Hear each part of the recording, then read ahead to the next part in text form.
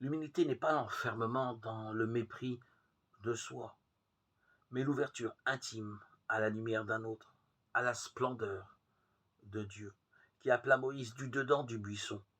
Moïse se dit alors, je vais faire un détour pour voir. Le Seigneur vit qu'il avait fait un détour pour voir, et Dieu l'appela. Exode 3, versets 3 à 4.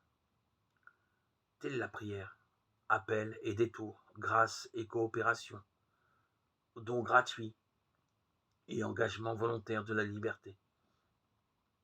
Il s'agit de se détourner de soi, de ce qui avait été prévu et planifié pour entrer dans l'imprévu de Dieu. Cette chose extraordinaire, un buisson qui brûle sans se consumer. Verset 3.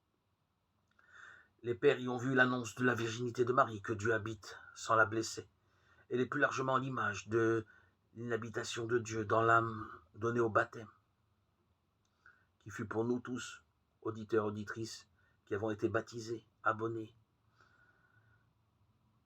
je suppose, la plus belle des illuminations, comme cela a été pour moi. Une déréalisation comme jamais je l'avais vécue depuis ma naissance. Nous devenons ainsi responsables de la lumière reçue, que nous avons reçue. Plus nous chercherons la vie intérieure, plus nous serons nous-mêmes avec Dieu.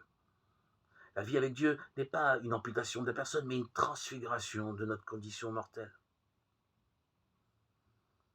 Je suis le Dieu de ton père, le Dieu d'Abraham, le Dieu d'Isaac, le Dieu de Jacob.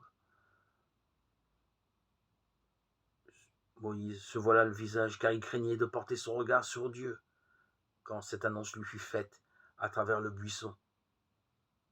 Dieu transfigure ceux qui se voilent. Dieu illumine ceux qui surgissent de la nuit. Une nuit de feu. Le petit enfant perdu dans les flots poursuivi par Pharaon, l'homme caché au creux du rocher se trouve resplendissant de gloire.